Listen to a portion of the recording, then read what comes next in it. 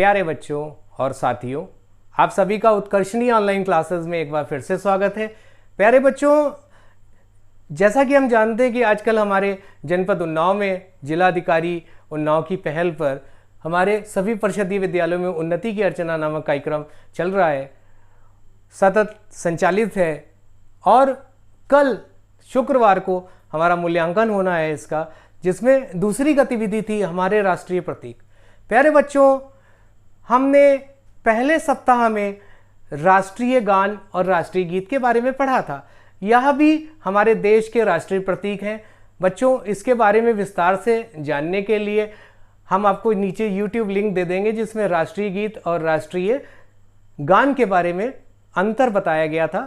वहाँ से आप उसको पढ़ सकते हैं। प्यारे बच्चों, क्योंकि हमें अपने राष्ट्रीय प्रतीकों के बारे में जानना है, ठीक है। प्यारे बच्चों, आपने सिक्का देखा होगा और सिक्के पर आपने शेर की आकृति देखी होगी। प्यारे बच्चों, आप सभी सिक्का जानते हैं और इसमें देखिए शेर की आकृति बनी हुई है।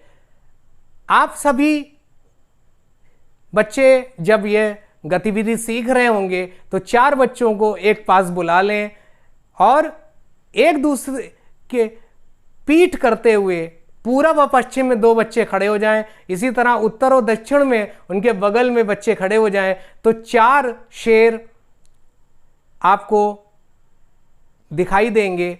लेकिन जब आप देखोगे तो उसमें केवल 3 शेर आपको आगे से दिखाई देंगे। ऐसे ही सारनाथ में महान सम्राट अशोक द्वारा बनवाई गई जो लाट है, उसमें से हमारा देश का राज्य चिन्ह लिया गया है। प्यारे बच्चों, जहां पर 3 शेर हमें दिखाई देते हैं। प्यारे बच्चों, हमारे देश का राज्य चिन्ह अशोक स्तंभ है या अशोक की लाट। प्यारे बच्चों, इसको हम हर सिक्के के पीछे देख सकते हैं। जितने भी सिक्के हमारे जारी किए जाते हैं उसमें अशोक की लाट जरूर बनी होती है। प्यारे बच्चों, इसलिए इसको आप जो भी सिक्का आप प्रयोग करते हैं उसको पलट के देखें, पीछे अशोक की लाट बनी है। और मेरी जो बात है कि पूरब और पश्चिम की तरफ मुंह करके 2 बच्चे खड़े हो जाएं सट के पीठ मिला करके, इसी तरह उनके बगल में उत्तर और दक्षिण में सट करके एक ही ऊंचाई के बच्चे खड़े होंगे, तो आप देखेंगे कि आपको पीछे वाला जो बच्चा है जो पश्चिम दिशा में मुंह किए हुए वो नहीं दिखाई देगा। या आप किसी भी तरफ से देखेंगे आपको 3 ही शेर दिखाई देंगे। तो प्यारे बच्चों, यह अशोक स्तंभ से लिया गया है और यह हमारे देश का राष्ट्रीय चिन्ह है। प्यारे बच्चों, प्रतीकों के जो श्रृंखला है उसमें सबसे पहला प्रतीक हमारा राष्ट्रीय ध्वज है। हम दुनिया में कहीं भी जाते हैं, अगर हमारे देश का ध्वज लगा हुआ है तो प्यारे बच्चों हमें यह पता चल जाता है कि यह देश, हम सभी भारत से आए हुए हैं। किसी भी राष्ट्र की जो प्रतिनिधित्व करता है वहां का राष्ट्र ध्वज करता है बच्चों। और इसमें जो अभी हमने गतिविधि 1 का जो वीडियो है उसका लिंक भी मैं डाल दूंगा। अगर आप हमारे राष्ट्रीय ध्वज तिरंगे के बारे में जानना चाहते हैं और विस्तार से, तो आप उस लिंक पर जा करके उसको देख सकते हैं। प्यारे बच्चों, दूसरा जो प्रतीक है राष्ट्रीय पुष्प वो है कमल। प्यारे बच्चों, आपने देखा होगा कि तालाब में आपके गांव में आसपास कमल खिलता है। प्यारे बच्चों, इसी को हमारी संविधान सभा ने राष्ट्रीय पुष्प का दर्जा दिया और इसे राष्ट्रीय पुष्प के रूप में स्वीकार किया गया। प्यारे बच्चों, हमारे देश में जो बाघ है वो धीरे धीरे उसके विलुप्त होता जा रहा है, अतः उसके संरक्षण के लिए जो योजना चलाई गई, अतः बाघ को राष्ट्रीय पशु का दर्जा दिया गया। प्यारे बच्चों, ये रॉयल बंगाल टाइगर भी कहलाता है।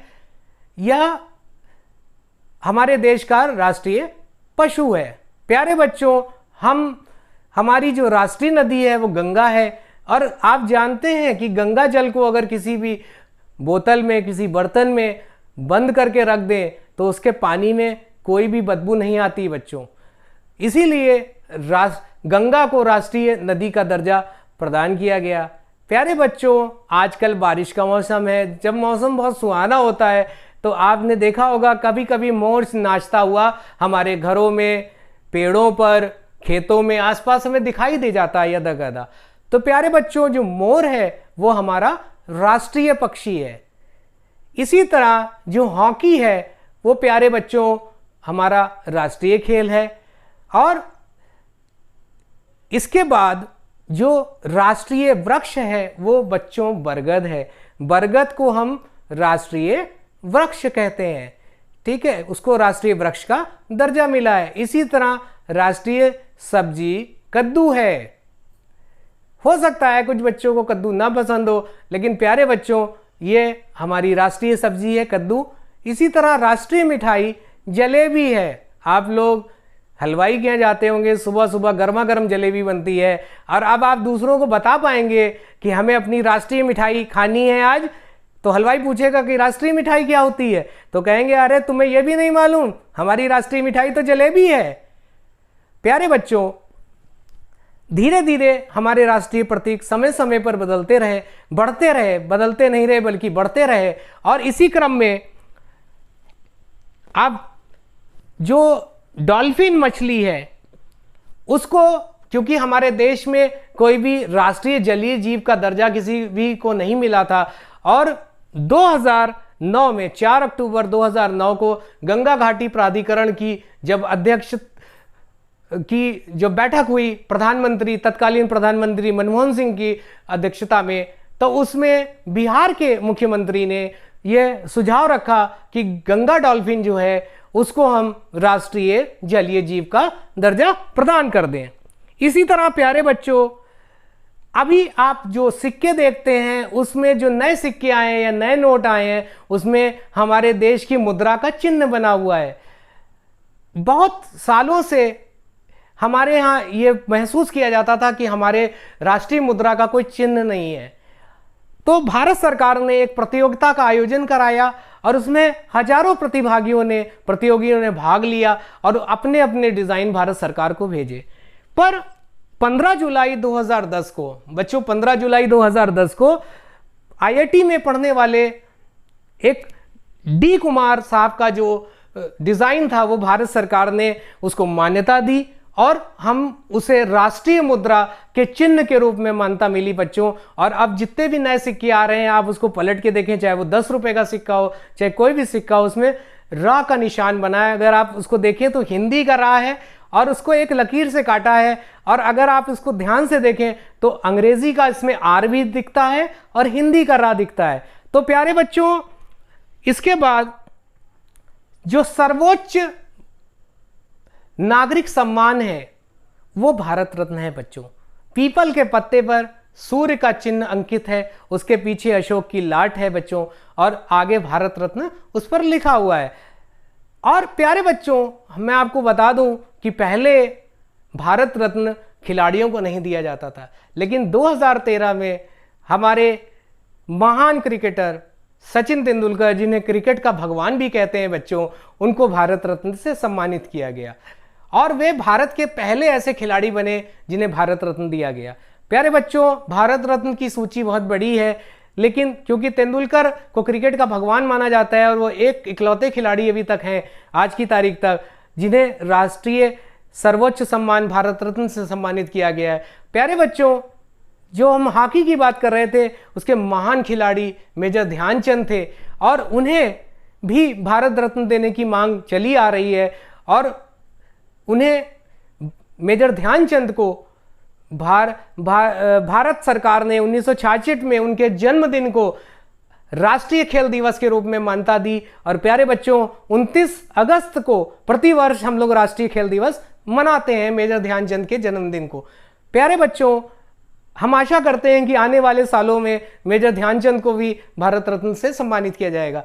आजकल बच्चों आप लोग स्कूल कम आ रहे थे, ज्यादातर लड़के आम के बाग में थे, आम तोड़ रहे थे। प्यारे बच्चों, आम जो है वो राष्ट्रीय फल है।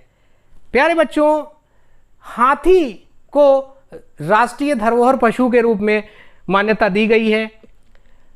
प्यारे बच्चों, क्योंकि हाथी जो है वो धीरे धीरे उसके संरक्षण के लिए काम चल रहा है, वो धीरे धीरे विलुप्त हो रहा है, अतः सरकार ने 13 अक्टूबर 2010 को यह निर्णय किया कि हाथी को हम राष्ट्रीय धरोहर पशु के रूप में मान्यता देंगे।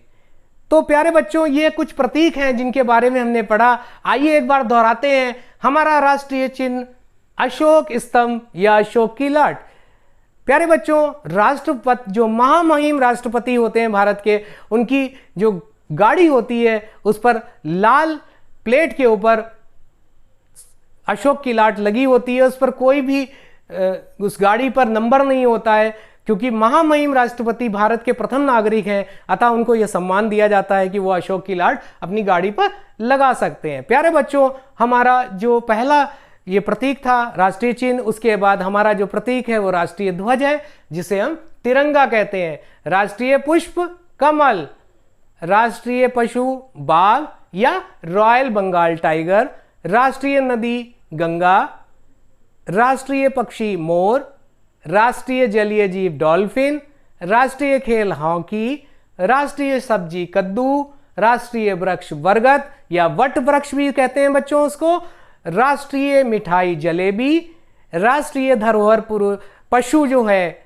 राष्ट्रीय धरोहर पशु यानी विरासत पशु भी उसको कहते हैं, हाथी है, क्योंकि हाथी के संरक्षण के लिए कार्यक्रम चलाया गया था, अतः यह सोचा गया कि हाथियों को किस तरह बचाया जाए, इसलिए इसको राष्ट्रीय धरोहर पशु के रूप में मान्यता दी गई। इसी तरह राष्ट्रीय मुद्रा का चिन्ह अब आ गया है। और प्यारे बच्चों, हमारा राष्ट्रीय फल है आम। आप हमारे साथ ये दोहराएंगे और इस गतिविधि को बहुत ही अच्छी तरह से आप करेंगे। ठीक प्यारे बच्चों और साथियों, इसको आप बच्चों को बार बार कंठस्थ कराएं, ताकि जो शुक्रवार को आपको मूल्यांकन होना है उसमें अच्छे से अच्छे नंबर आपके विद्यालय को मिल सकें। एक नोडल संकुल होने के कारण से साथ ही साथ मेरी ये कामना है कि आपका विद्यालय जल्दी से जल्दी निपुण बने। प्यारे बच्चों, यदि आप मेरे चैनल पर नए हैं, साथ ही अगर आप मेरे चैनल पर नए हैं और आप मेरे वीडियो को आपको पसंद आया हो तो मेरे चैनल को सब्सक्राइब करें। आने वाले दिनों में उपचारात्मक शिक्षण पर, गणित विज्ञान पर, सामाजिक विषय पर, हमारी परिषदीय विद्यालय में जो पुस्तकें चल रही हैं उस पर जो पाठ है उस पर भी वीडियो बना रहा हूं। धीरे धीरे वो श्रृंखला भी जारी करूंगा। अतः आशा है कि आप ज़्यादा से ज़्यादा हमारे वीडियो को शेयर करेंगे, लाइक करेंगे। अगर आप मेरे चैनल पर सब्सक्राइब नए हैं तो उसे सब्सक्राइब जरूर करो, ताकि आने वाले नए वीडियोज़ का नोटिफिकेशन आपको लगातार मिलता रहे। अच्छा, इसी के साथ मैं अपनी वाणी को विराम देता हूँ। आपका मूल्यांकन शुभ हो। धन्यवाद।